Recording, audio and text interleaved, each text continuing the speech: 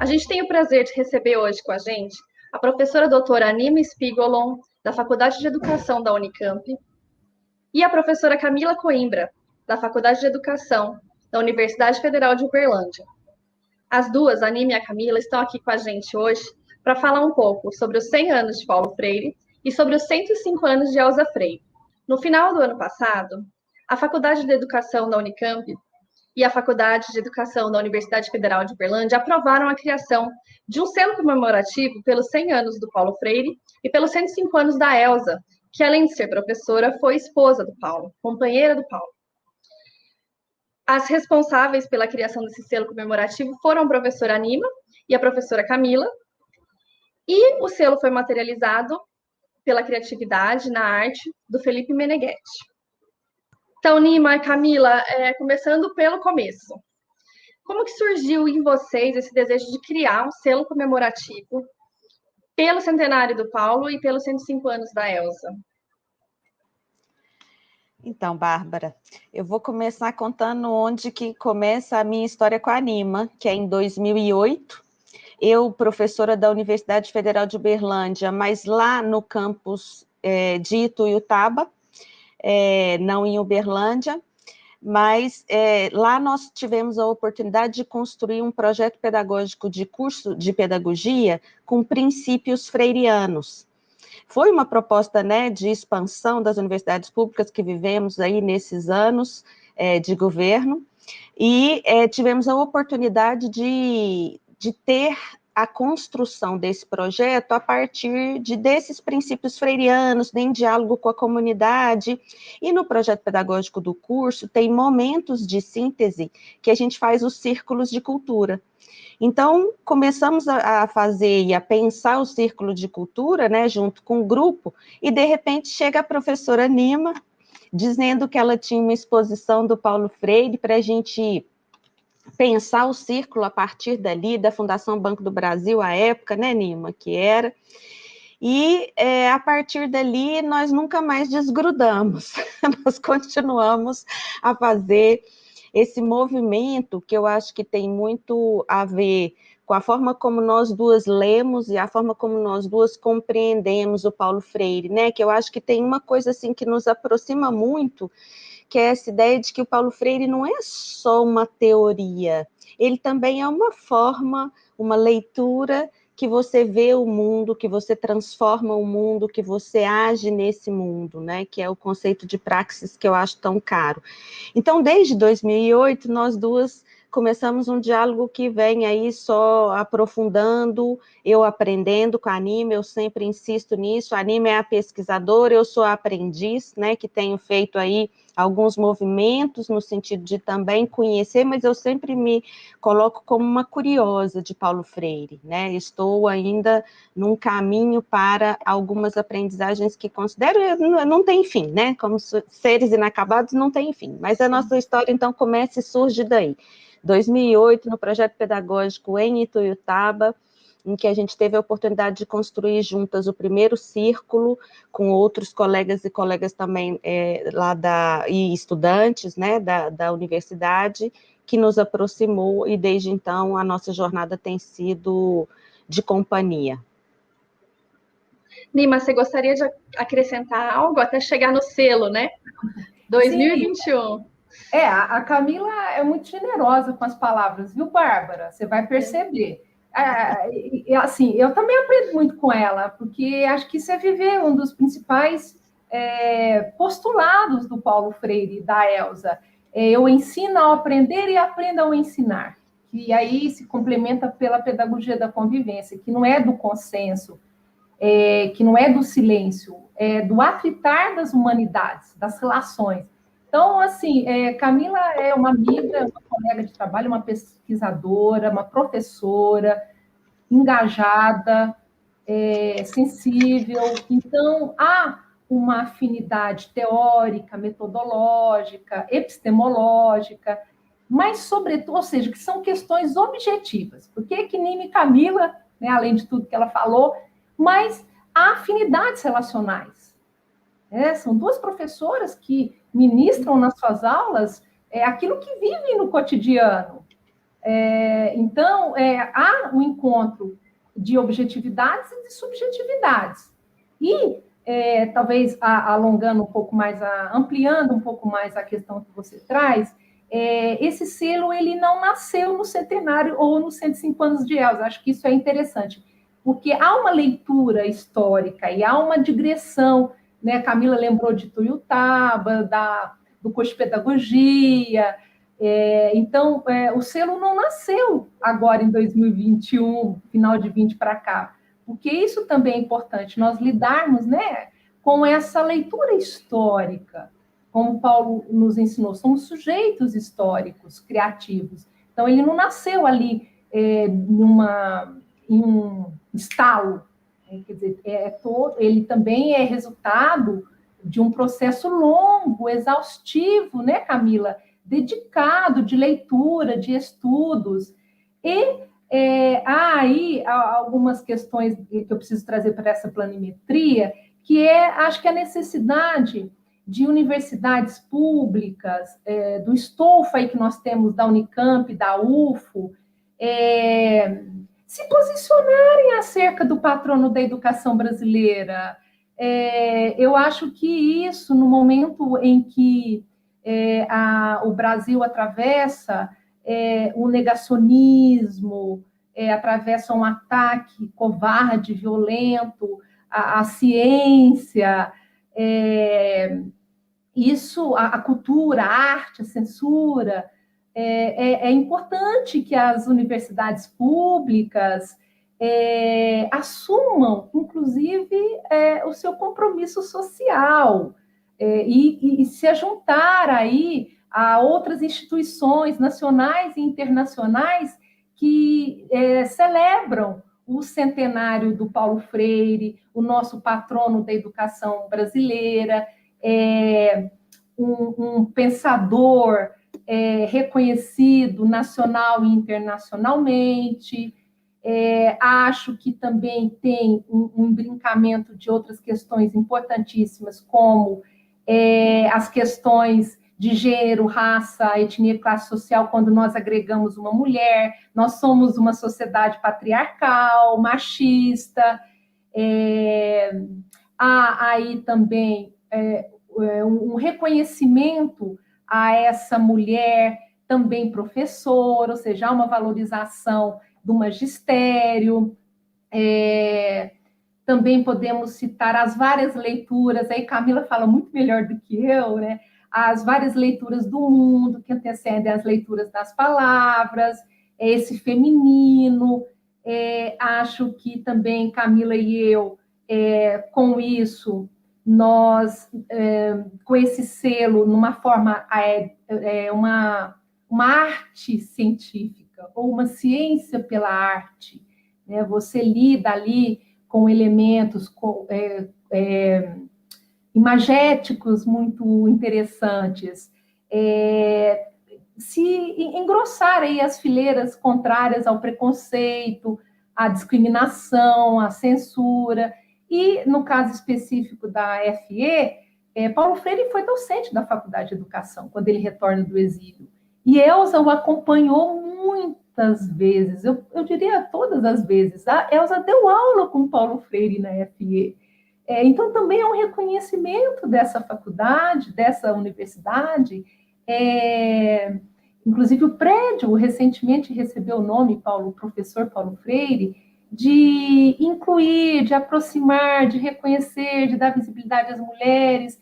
E, assim, eu acho que ter coerência com o que talvez Paulo gostaria que fosse feito, e, por fim, sem ser o fim, uma coisa que Camila e eu e o Felipe conseguiu captar muito bem é a fisionomia dos dois no selo. Eles estão alegres, se você olhar detidamente, os dois assim serenos, maduros, de óculos, aquele jeito assim simples, aquele sorriso largo. Ou seja, o que Camila diz não é um trocadilho, 2 em 1, 1 em muitos, 2 em muitos. Então, em breves palavras, É um pouco isso, o selo. E que o selo possa selar aí não só o centenário e os 105 anos de Elza, mas a esperança via educação pública de um outro país, de sociedades mais justas, mais dignas, de vacina. Eu acho que essa leitura, né, Camila, da realidade, do tempo histórico, por isso que Paulo Freire é tão atual. Então, que o selo possa selar outros tempos, outras sociedades mais justas, dignas, amorosas. A questão da amorosidade, né? Ela chama muita atenção. Até porque a gente falar de amorosidade em ciência, em academia, né? Parece uma coisa tão distante e não é. O que eu queria até conversar com vocês vocês colocam isso no texto de apresentação do selo, que é mais do que uma homenagem, é um ato de amor e um ato de resistência. Então, se vocês pudessem falar sobre por que é um ato de amor e de resistência. Bárbara, eu também concordo com você, né? A gente não está muito habituado a dizer de amor na universidade. E aí eu conto só essa história porque teve nesse curso de pedagogia que eu comecei a história em 2008, uma estudante, Camila, também xará minha, que defendeu o mestrado dela na Unicamp, na Faculdade de Educação. E ela me chamou para defesa, e eu fui com a Anima, né? Isso aí eu já não lembro a data, não sei qual ano foi isso, mas eu lembro que estávamos na defesa e eu não contei para a Camila, que estava defendendo a dissertação, que eu iria. Então eu cheguei de surpresa e ficou muito emocionante, ela gostou lá de me ver, enfim. E a gente segurando, né? Também não né, aquela coisa da academia também, eu que venho lá do interior, que como é que vou ficar aqui aos prantos, numa emoção que não consigo controlar, e aí de repente a Anima fala assim, mas todo mundo tem que entender, Camila, que na academia também tem emoção, a gente pode amar aqui também. E eu estou só dando o exemplo que mais uma situação de aprendizagem nossa, né, assim, de entender que essas coisas também fazem parte e a gente tenta não separar. Acho que entender esse sujeito histórico freiriano também é entender isso, né, é entender nesse contexto histórico que a Anima disse, mais ainda nesse contexto também de que a gente não separa cognição e emoção. E aí, para responder essa ideia da amorosidade e da resistência que você me pergunta, eu lembrei de um vídeo que eu vi, inclusive do Brandão, do Carlos Rodrigues Brandão, que ele cita o Moacir Gadotti dizendo que Paulo Freire era um homem conectivo, da preposição e. Então, essa ideia do amor, né, da representação nesse registro histórico, né, de colocar Paulo e Elza no nosso selo, de trazer a amorosidade freiriana, é por entender esta ideia desse sujeito histórico que também é amoroso, que também é relacional, que é um ser de comunicação, né? A amorosidade enquanto categoria freiriana, ela leva em consideração todas essas outras, né? É um ser da praxis, é um ser da comunicação, é um ser do diálogo, é um ser histórico, é um ser social. Então, o amor está nestas relações, a amorosidade está nessas relações, e por isso que trazer o Paulo com tem esse princípio, né, vamos dizer assim, da amorosidade junto com ele aí, tão bem representado nesta imagem, né, tão materializado, vamos dizer assim, o princípio foi materializado. E da resistência, como a Anima já disse, né, nós duas somos professoras de duas universidades públicas no Brasil, que têm sofrido ataques insistentes em relação à sua função, às suas finalidades, né, à profissão docente, inclusive, né, eu vou lembrar só de duas, assim, do que eu estou falando da resistência nestes tempos tão sombrios, e hoje reconhecer a importância do Paulo Freire, do legado, da obra, da vida, alguns dizem do sistema freiriano de educação, né, porque pensar a teoria junto com também uma praxis. Então, a ideia da resistência também vem disso, não isolado da ideia da amorosidade, porque não é com arma, né, que a gente lida com essa situação, não é na violência, mas é simplesmente no amor. É a partir dele, nesse ser relacional, nesse ser de comunicação, que a gente estabelece essa amorosidade, essa resistência como representação desse movimento, né, de refletir, de comemorar e de mobilizar a sociedade brasileira para quem, de fato, é o patrono da educação brasileira. E mais, é importante reconhecer o seu lugar, né, na construção, na verdade, e aí se a gente vai pegar a história, né, Bárbara, a gente começa e não para de falar, mas se a gente vai pegar a história, Paulo Freire participou de um projeto de nação, de construção de uma universidade popular. Então, reconhecer para a gente, nós estamos falando do selo, mas o selo tem também o centenário, tem também o Círculo de Estudos e Pesquisas Freirianos, tem também toda a ação que Nima também desenvolve na Unicamp, a Faculdade de Educação da Unicamp, no sentido de, olha, nós trabalhamos com conhecimento, com pesquisa, com produção de conhecimento, e não podemos negar a importância do Paulo Freire na história da educação brasileira. Acho que é essa a ideia. Legal. A gente falou, inclusive, pegando o gancho de vocês, né? O Paulo Freire, ele falava muito da questão da criticidade do aluno, de desenvolver essa criticidade, né? Nesse cenário que a gente está vivendo, como que a gente pode pensar em desenvolver criticidade de aluno se o aluno hoje não tem acesso nem a conteúdo e muitas vezes ele não tem acesso nem à alimentação que era fornecida na escola, né? E em casa, às vezes, ele não recebe essa alimentação. Então, como que a gente fala de criticidade nesse cenário?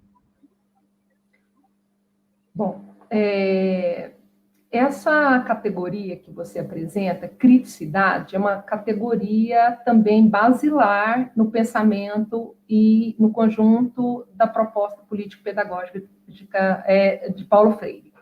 Então, eu vou fazer assim, vou tentar alinhavar a criticidade com esse cenário, porque eles se complementam. Não dá, você fundamentada em Paulo Freire, não há essa visão dicotômica.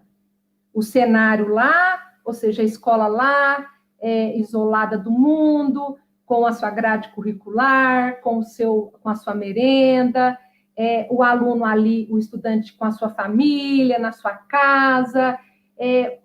Para Paulo Freire, para Elza, para esse conjunto de pensamento transformador, crítico, pedagógico e político, não há essa dicotomia.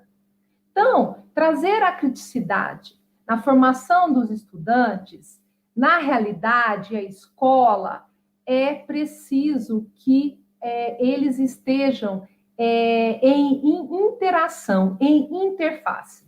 Por exemplo, para falar de formação de alunos, eu tenho que trazer formação de professores.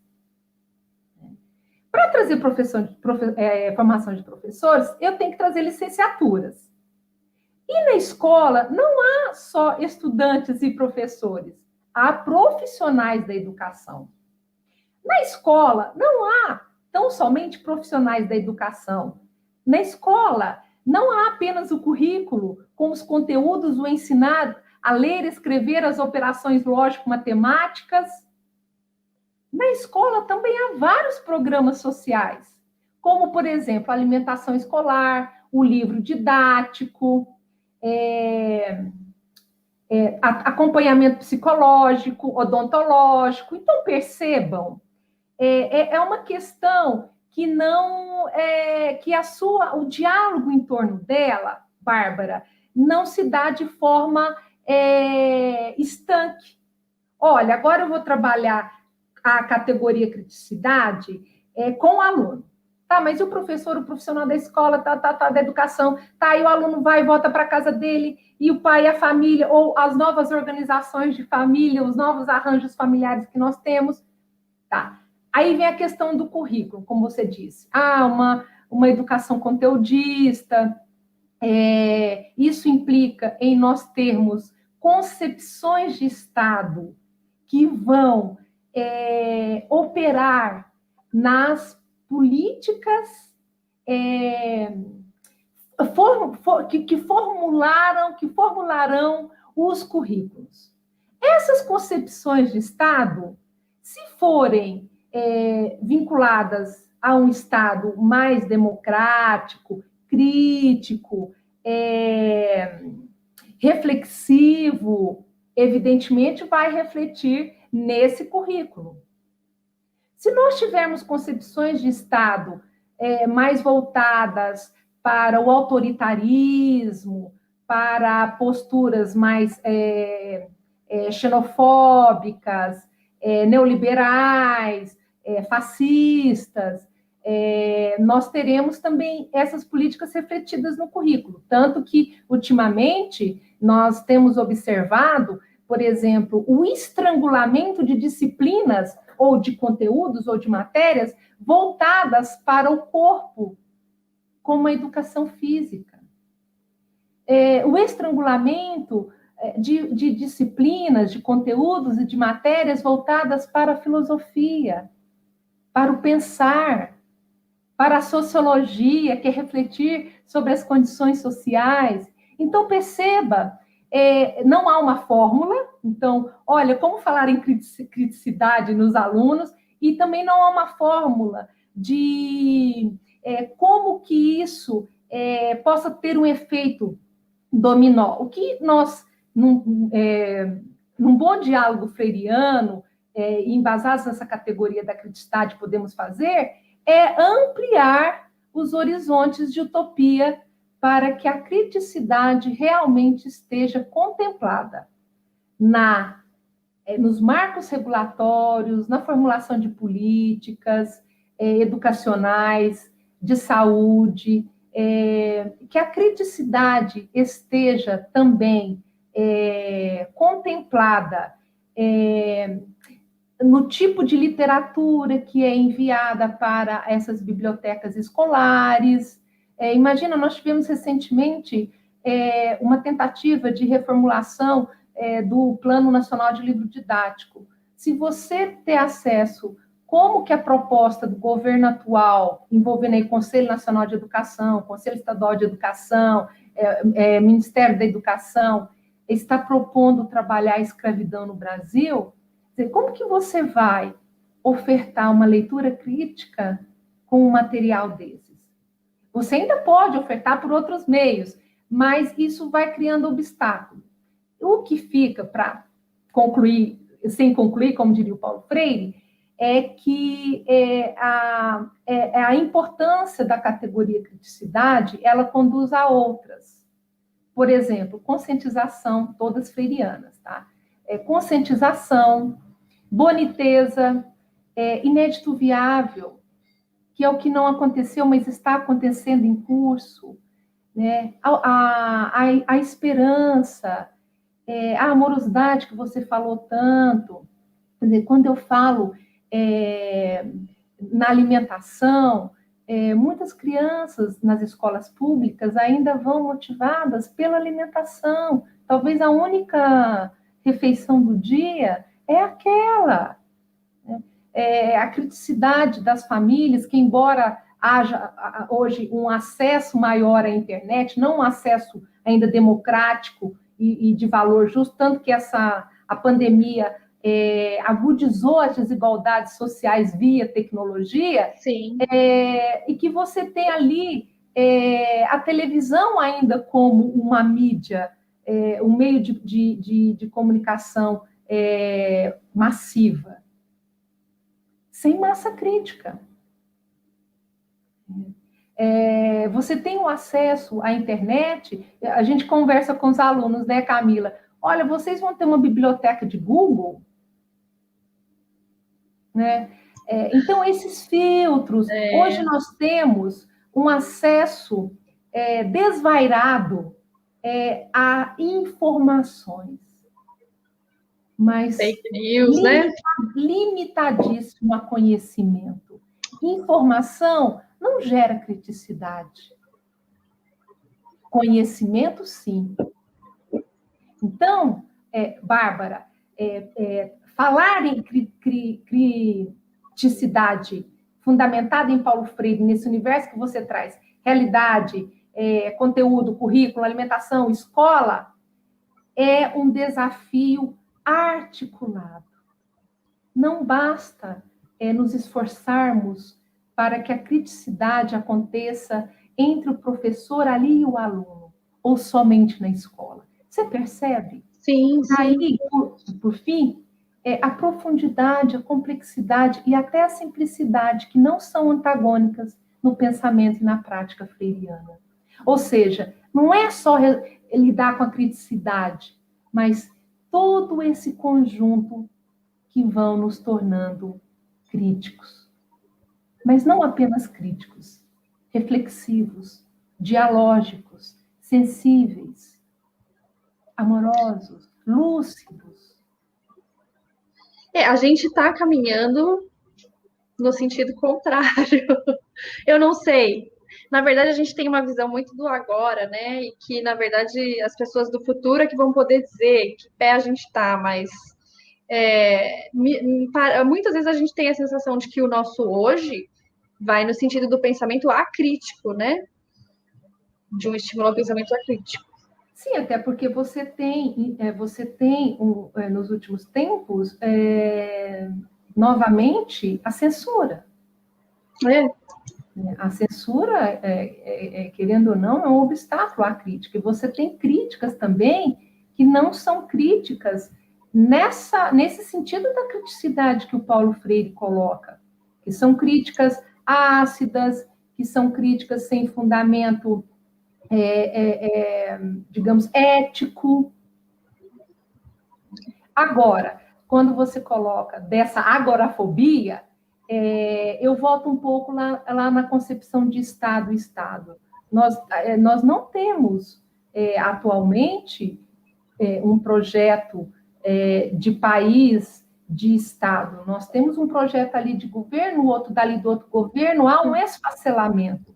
Mas sabe, Bárbara e Camila, se quiser até completar, nós temos que, enquanto criticidade, pensar, agir, sentir e refletir em propostas que tenham, por fim, e já no meio, a criticidade.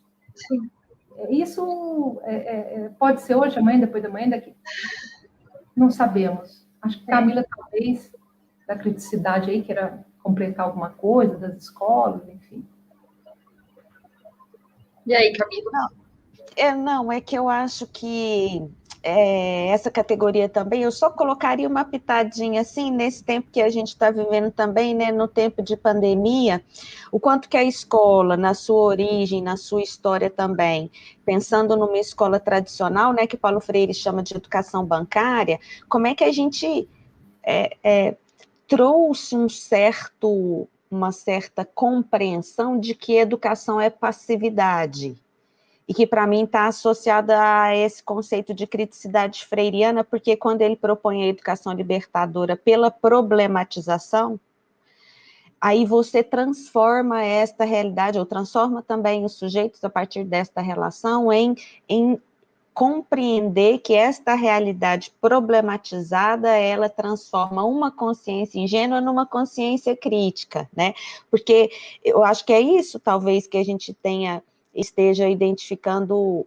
Eu dei o exemplo da pandemia, porque parece que está tudo natural, né? A naturalização das desigualdades sociais, a naturalização de que é assim, então assim permanecerá, é uma coisa construída socialmente e com uma contribuição da escola, né? Eu não posso dizer que seja a escola, mas uma contribuição desta concepção de educação bancária, nessa perspectiva da passividade e de que as coisas são assim, a sociedade. Então, como diz o Paulo Freire, você desajusta o sujeito, né? Você desenraiza o sujeito, porque o sujeito, nessa perspectiva freiriana, ele é um sujeito histórico, é ele que luta, é ele que esperança, é ele que participa desse processo também.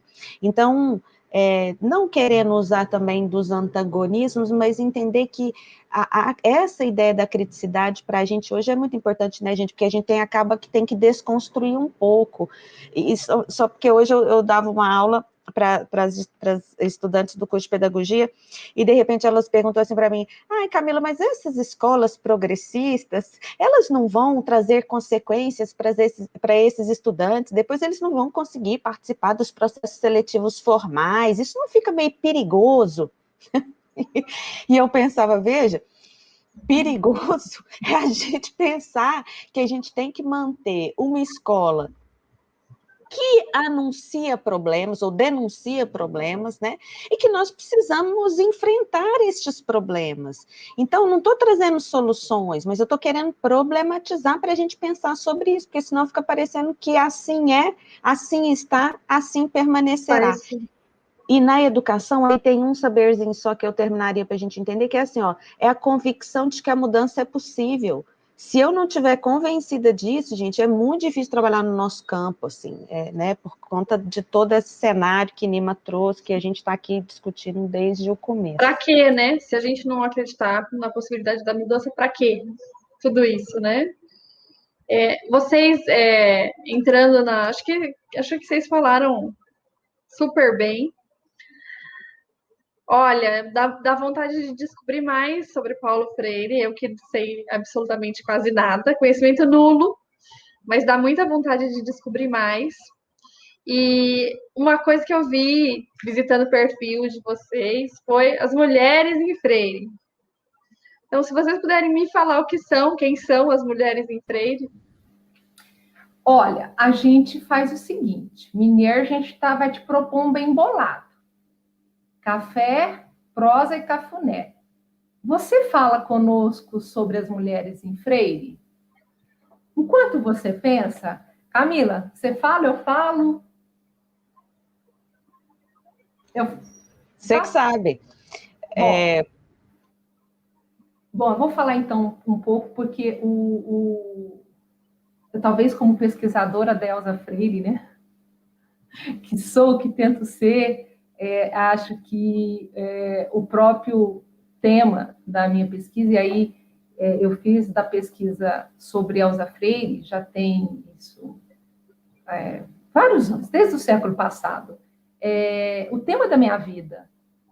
Então, a ela eu tenho me debruçado noites e dias, e madrugadas e utopias. Por ela e com ela eu cruzei o Atlântico, fui à África, cruzei o Brasil, América Latina, enfim. O próprio tema Elza Freire já traz esse... o que são e o que é as mulheres em Freire, pela própria Elza, e esse verbo ser, né? Me lembra uma frase do Paulo, ele fala, o mundo não é, o mundo está sendo. Então, esse movimento, quando você coloca assim, né, o que são as mulheres em Freire, na minha percepção, e como, né, pesquisadora de Elza, eu diria assim, o movimento de ser, de estar mulher, de se fazendo, se tornando-se mulher, não como uma questão estritamente biológica, mas como uma categoria socialmente construída em Paulo Freire, mas, sobretudo, com Paulo Freire e Elza Freire. Porque a Elza Freire é digamos assim, a mulher que amalgama o Paulo Freire e que ama Paulo Freire. E aí a gente identifica que o Paulo ele é um homem biológico, né? É um homem com alma de mulher. É um corpo de homem com traços masculinos, mas com alma de mulher. O casal teve 5 filhos, Bárbara. Dos 5, 3 são mulheres. As 3 Marias, Maria Madalena, Maria Cristina e Maria de Fátima. Outra questão que eu queria trazer, a mulher em Paulo Freire. Isso nos leva a também pensar e a dialogar. o feminino, porque aí o feminino independe, né, de uma questão biológica. O feminismo, o feminista, a feminista. Então, perceba que a questão da mulher em Paulo Freire, na minha percepção e ao lado de Elza Freire, espraia-se para o feminino, o feminista, né, ou a feminista,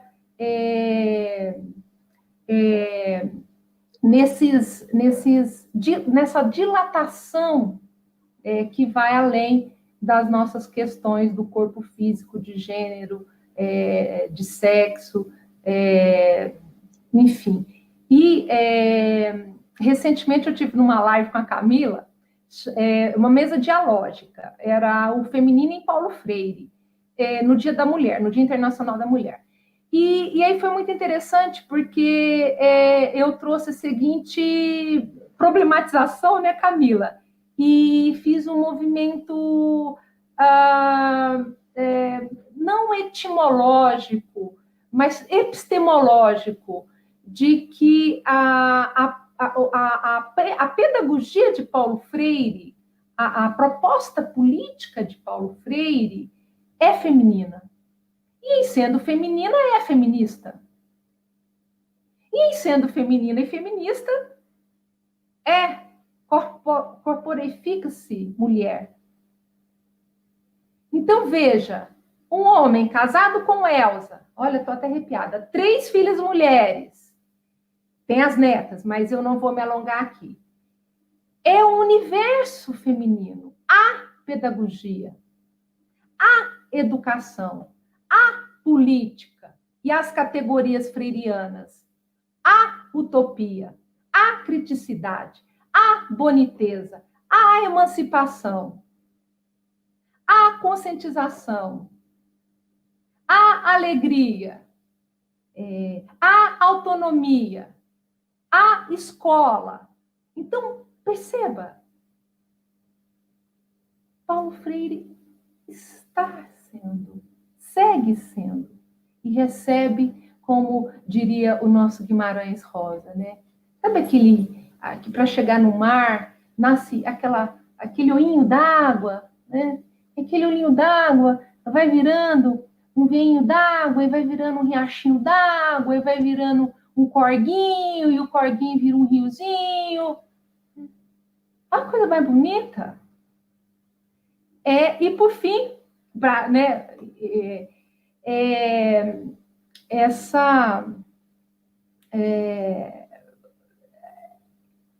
e aí, fazendo um movimento caleidoscópico com Elza, falando da mulher Elza Freire, da mulher Elza em Paulo, ela tinha essa capacidade criativa, reflexiva, generosa e amorosa, e por muito tempo ficou como uma mulher de bastidor, assim, né, um pouco ocultada para alguns, mas ela sempre esteve na linha de frente. Ela sabia o que ela representava, sem deixar de ser mulher. E Paulo foi pai e mãe, e Elza foi mãe e pai. Percebam, e como a mulher, ou o feminino, ou as questões feministas comparecem na obra de Paulo Freire. Talvez é a melhor forma dele por si mesmo falar. Mas aí eu não vou me alongar, eu sugiro que as pessoas leiam.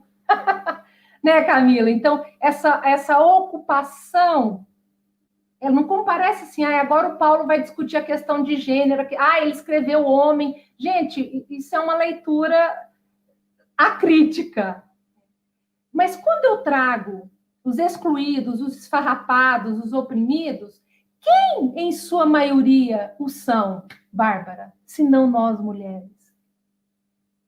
Quando essas categorias estão presentes na vida e na obra do Paulo Freire, somos nós mulheres que lá estamos. E foi um homem, como disse Fátima para mim e para Camila, no e-mail, um homem com alma de mulher. Paizinho foi mainha também. Eu acho que isso traduz. Acho que foi a coisa mais fofa que eu já ouvi. Né? E é Porque mesmo, né? são valores que a gente associa ao feminino e ao masculino que estão sendo desconstruídos, né? É muito lindo isso. Camila, você quer É falar? mesmo. A Nima transpira poesia, né? A gente vai e realmente fica tocada. Mas eu queria dizer duas coisas, a Bárbara, em relação a isso de mulheres em Freire. Primeiro, objetivamente, né? Essa mesa que Nima conta, porque a gente tem construído coletivamente uma proposta de comemoração do centenário freiano circulante, a gente chamou assim, porque é gente demais, é muitas gentes que juntas se unem nessa proposta de comemoração. Então, uma das proposições do calendário, dessa agenda coletiva, são essas mesas dialógicas. E esses tantos de gentes é que vão propondo as temáticas. Então, uma que a gente achou super, que dialogava por isso tudo que Nima disse, né, em relação a Freire, era a discussão das mulheres no dia 8. Então, nós fizemos a mesa no dia 8. Um pouco para ver como é que 3 mulheres, as nossas convidadas especiais eram Nima, Simone Lee, do Instituto Paulo Freire, e professora Tatiane, também da Federal de Uberlândia, do campus do Pontal, conversando um pouco sobre o que Freire representa para vocês. Não, a ideia não era discutir especialmente o dia, né, mas era para trazer isso que você perguntou para a gente hoje. E aí, então, esse é só para ver esse movimento. Então, nós teremos vários diálogos sobre vários temas ao longo do ano, né, em comemoração ao centenário, e naquela perspectiva de que é nossa responsabilidade trazer o legado, fazer com que mais pessoas conheçam, saibam quem é, o que escreveu, né, como que o compreendemos no campo da educação e da pesquisa em educação no Brasil. O segundo ponto que eu queria dizer é que quando você fez essa pergunta, eu tive mais tempo para pensar aí, porque enquanto Nima falava, eu pensei, eu me lembrei, Nima, você também vai lembrar, de um convite que eu recebi, e eu fui olhar aqui, né, claro que minha memória não ia ser tão boa, mas em 2010, do Genésio, da Unicamp, que me chamou lá para... o tema da mesa dele era uma coisa assim, a participação feminina no pensamento e na praxis freiriana. E aquele tema eu pensava, nossa, como é que isso, o que significa isso para mim? Não só em termos, né, de pensar o Paulo Freire na formação, de pensar o Paulo Freire enquanto teoria, mas de pensar o Paulo Freire enquanto mulher. E aí isso tem, desde lá, sempre me instigado a perguntar um pouco para mim mesma, né? O que significa estudar Paulo Freire, estudar essas referências que são tão importantes no campo formativo, no campo profissional, e ao mesmo tempo que impacto isso tem em mim como mulher, né? E aí, claro que são algumas só reflexões aqui que eu queria, já que você provocou, compartilhar, que uma das coisas é que o Freire me ajuda muito a entender o meu lugar de mulher nessa sociedade, né? Assim, reconhecer isso, identificar isso, porque a gente, nessa sociedade tão machista quanto a nossa, a gente fica quase se invisibilizando, né? Como mãe, como tia, como prima, como irmã, como filha. Parece que toda hora a gente é do lugar de, calma, né? Não é agora que você fala, espera um pouco, contorne, apazigue, olhe, né? Então, eu vivi, a minha reflexão mais pessoal é de que eu venho de uma família muito machista, assim, né? Meu pai foi o meu criador, então...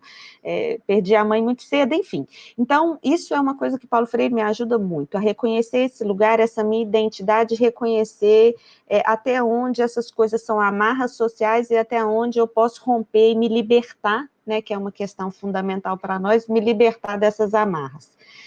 A outra que eu acho importante também na minha trajetória é a ideia dessa leitura de mundo, que eu acho que isso é muito... Isso eu tento, né, fazer o exercício permanente de entender quanto que essa leitura de mundo, para mim, amplia as possibilidades humanas, né? Quando a gente se acomoda, ou se limita, ou se fecha em um determinado gueto, ou em um determinado grupo, a gente acaba limitando também a nossa humanidade, eu acho que é isso, né? Então, essa concepção também da leitura de mundo me ajuda a pensar um pouco melhor essa sociedade. A outra coisa é como é que a concepção freiriana me ajuda a pensar nas possibilidades, né? Paulo Freire é um ser que me ajuda a pensar que eu sou uma pessoa de possibilidades. Portanto, eu crio, mesmo com as situações limites, assim, porque me deixa um pouco abafada quando eu penso que a gente é determinado por essa sociedade. E entender-me como uma pessoa condicionada, mas não determinada, ou seja, eu posso criar inéditos viáveis, eu posso enfrentar essa realidade, né? Isso me ajuda também a viver nessa sociedade e assumir tantos papéis quanto as mulheres hoje assumem e enfrentam, né, especialmente nesse tempo aí de pandemia, que não tem jeito, né, nós assumimos um tantão, eu estou falando da pandemia porque é o lugar que estamos hoje, mas é isso historicamente, mas hoje, particularmente, para nós, a sobrecarga é maior, né, então, como é que a gente lida com o menino que está ali fazendo outra coisa e nós aqui, como é que a gente vai lidando com essas situações? Então, o Paulo Freire e a leitura do Paulo Freire também me ajuda nessa compreensão de que, enquanto mulher,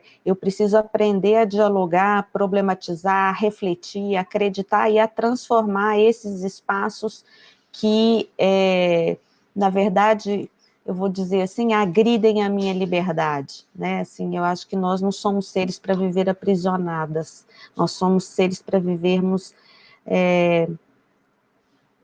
num processo de liberdade, porque eu não posso nem dizer que libertas, porque isso é a história muito, nos mostra que ainda falta muito para a gente chegar. Antes da Bárbara falar, eu vou dar, como diz a Camila, um temperinho.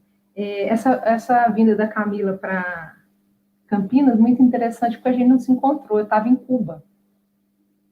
Então, foi muito interessante. E ainda sobre a mulher em Paulo Freire, o Paulo se casou novamente depois que Elza faleceu. Elza faleceu em 86, ele se casa em 90 com a Anita Freire, e Paulo falece em 97. Então, é um homem que amou intensamente essa condição da mulher estar no mundo, da mulher ir se constituindo mulher. Teve mulheres importantíssimas também na sua vida, além da Elza, mas a Elza ocupa um lugar especial, evidentemente, e as filhas, né? Mas, por exemplo, Luiz Erundina, a mulher que leva Paulo para a política pública.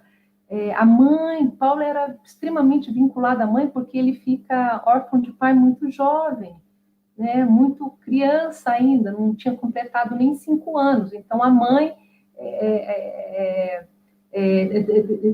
é um vínculo feminino muito forte para Paulo Freire. Então, perceba aí que realmente Fátima, quando diz, né, do homem com alma de mulher, traduz muito, muito bem isso. E você, Bárbara? Então, quando vocês estavam falando, eu voltei no tempo. Eu lembro da minha avó, né, que não está mais aqui, mas o que era ser mulher para ela, né? Então, meu papel como mulher, meu papel como esposa, meu papel como são papéis, representações, né? E o que o homem precisa para ser um bom marido ou um bom companheiro eram as visões de mundo, né? E eu percebo que muito do que eu cresci, eu tô com meus 40 anos agora, né? Foi baseado na referência do que era ser mulher para minha avó. Isso lá em 1910, né? Que foi quando ela nasceu, né? E acho que quando você fala da liberdade, Camila, hoje a gente conseguir ser quem a gente é, sem ter que caber em algum molde do que alguém espera que a gente seja, né? Eu acho que sim, eu vejo, com 40 anos, eu vejo que sim, a gente conseguiu. E aí existem as jornadas pessoais, né? Mas como jornalista, eu também acredito muito no potencial transformador do que a gente noticia, do que a gente reporta, do que a gente comunica. E então eu vejo que assim, esse meu contato com o Paulo Freire e tudo que ele desperta, né? Essa visão tão diferente do que é ser homem, porque se ele pode ser um homem manhinha, se ele pode ser um homem masculino, nós também podemos ser tanta coisa, né? Eu acho que para mim é muito belo, é a boniteza, né? É muito belo tudo isso. E ser quem eu sou, gostem os outros ou não gostem, acho que isso é o que me despertou. Dificilmente uma mulher não vai se identificar com a Elsa por conta da vastidão de papéis e de funções e de ações que ela teve, né? Mas, assim, qual foi o principal legado dela, né? Porque ela não esteve, você falou, né, Nima, por muito tempo ficou à sombra, né? Mas ela não se desenvolveu à sombra, ela foi educadora, professora por escolha dela, né, por si mesma, e ao mesmo tempo ela foi mãe e educadora num período de repressão, num período de censura, uma mãe exilada, que mesmo assim escolheu continuar sendo uma educadora, né, acreditar na educação. Então, qual que é o legado que a Elsa especificamente nos deixa?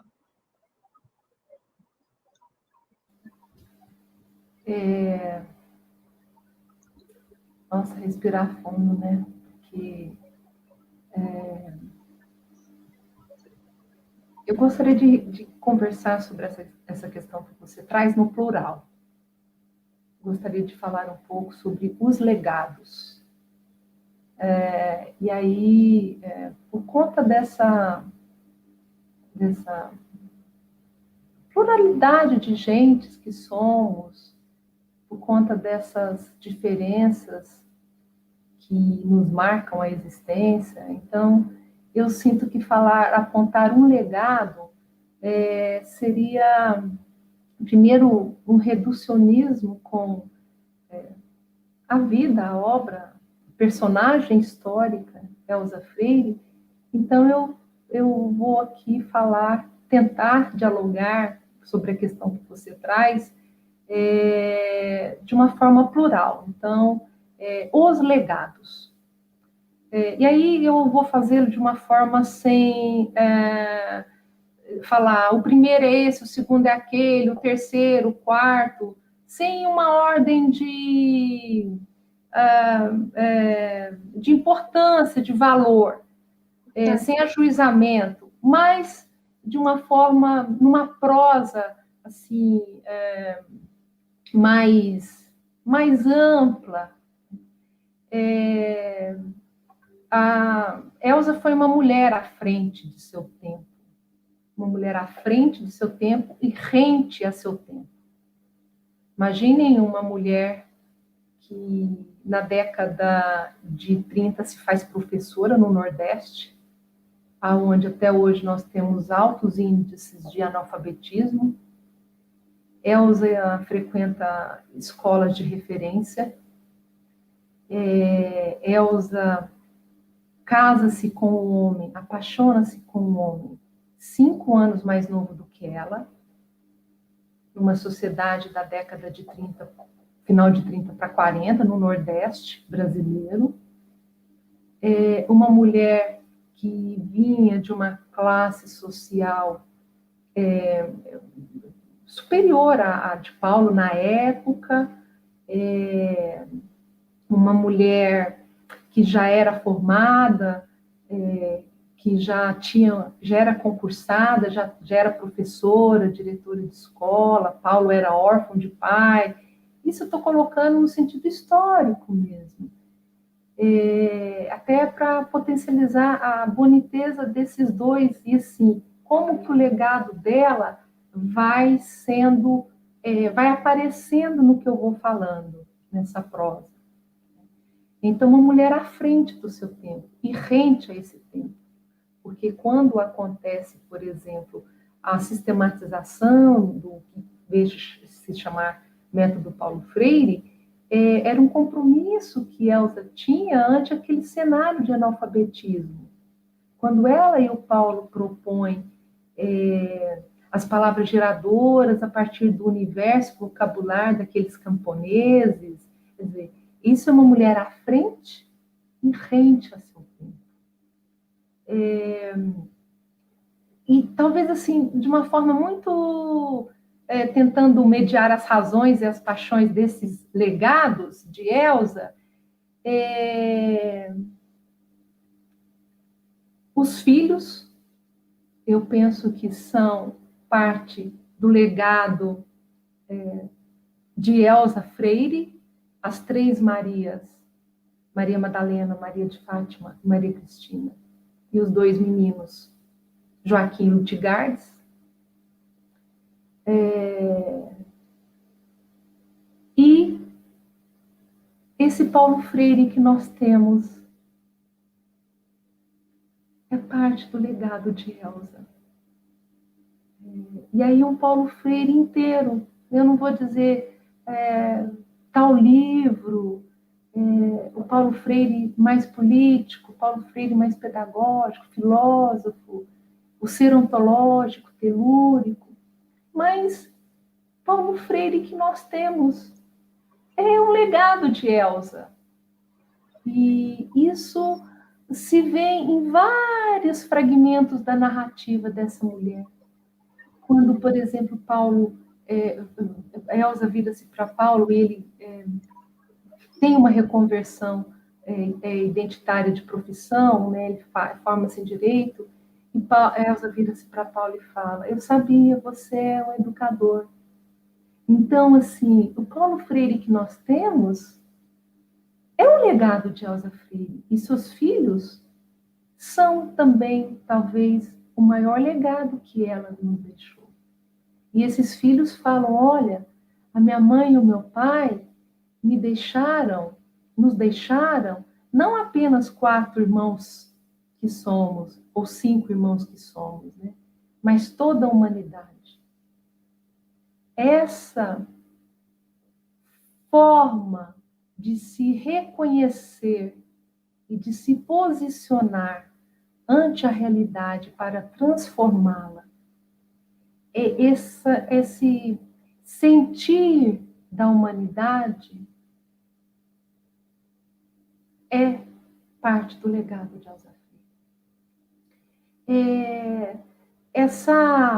Esse conjunto de percepções da vida que Elsa teve, continua tendo, essa percepção do outro, que quando nós lemos Paulo, quando acessamos fragmentos da vida e da obra dele, acessamos isso de Elsa. Quando estamos com os filhos, lemos os filhos, assistimos os filhos, o legado de Elsa se manifesta no que eles são. Então, talvez o mais bonito do que fica do legado de Elsa é o imaterial que se faz material. É a sua concepção de abstração para o concreto. Essa vinculação dela com a natureza, por exemplo, quando eles moraram no Chile, Elsa cultivava roseiras. Percebam que a natureza é um dos elementos fundantes do pensamento freiriano, o homem e a natureza, o jarro de flores, o compromisso com as causas humanitárias, Bárbara. Quando eu falo em lutar com os oprimidos, os excluídos e os esfarrapados. Então, isso são partes dos legados que Elsa Freire nos deixou. E acho que a simplicidade do viver, o compromisso de Elsa com a arte e a educação. Perceba que nos anos 50, ela, diretora de escola, ela introduz o ensino da arte e educação no currículo da educação básica em Recife. As causas sociais que envolvem as causas e as lutas pedagógicas e políticas de Elsa Freire, a inserção em África, o posicionamento dessa mulher nas favelas de Recife, nas campanhas de alfabetização em massa, nas escolas que ela licionou, que ela alfabetizou, e que levam essa mulher a dizer assim: nasci com um livro na mão, fiz o que queria, o que pensei, porque realmente fiz bem, ama-se diferentemente, porque ama-se várias vezes. A leitura da palavra flui da leitura do mundo. O que se busca fazer aqui é história, porque é o que fica quando formos embora. A pessoa humana é algo concreto e não uma abstração. Então, percebam, não há um legado de Elza Freire. Há muitos legados de Elza Freire que pulsam em nós, que reverberam em nossas ações. E eu destacaria desde o início os filhos e esse Paulo Freire que nós temos.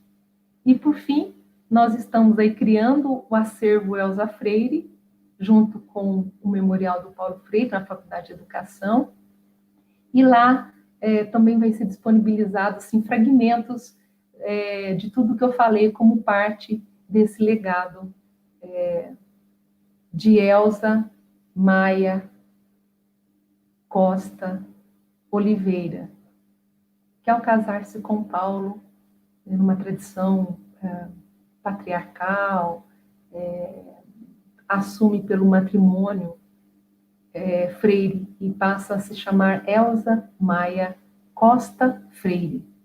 E aí passa a ser conhecida nacional e internacionalmente como Elza Freire e seus muitos legados. Que lindo. Sabe, você falando desses legados tantos, muitos momentos, quando duas pessoas se juntam, é um desencontro, né? E raramente é um encontro como esse, né? Que encontro foi esse? É uma coisa muito única, né? Assim como o encontro seu e da Camila, né? Que é um encontro que tem rendido tantos frutos, mas quando você pensa, né, que Paulo poderia ter seguido um caminho muito diferente e Elza poderia, e quando eles se juntam, eles potencializam uma revolução educacional e de pensamento também, né? Antes da Camila falar, assim, antes ou concomitante, essa questão que você traz no encontro, acho que tem como que eu diria, uma poética, mas uma poética vinculada à realidade, à utopia, enfim, que é o legado da Elza não está na grandiosidade de um fato, de uma obra, de um livro, de uma construção arquitetônica. Os legados de Elza estão na miudeza do cotidiano. Esse momento que você nos proporciona, Bárbara, a mim e a Camila, eu poderia, e eu quero dizer, é parte dos legados que Elza nos deixou. Porque é essa miudeza do cotidiano, é essa simplicidade que transforma, que emancipa, que não é só lida ou dita ou escrita, é vivida. Então, esse momento é uma manifestação, ainda que pequenina, dos legados de Elza Freire. Camila, você gostaria de... Só para dizer que, na verdade, a pesquisadora é a Nima, né? Eu conheço Elza Freire por meio da Nima, na sua dissertação de mestrado, a pedagogia da convivência, que, na verdade, proporcionou o meu conhecimento e reconhecimento, né, da importância de Elza no pensamento freiriano. E tem uma história no livro que Nima conta que eu gosto demais, e não sei, eu dei uma caidinha, então, se tiver já, mas que é a história da panela da feijoada, né? Que a Elza conta dela indo visitar o Paulo Freire, ainda no Brasil, quando ele esteve preso,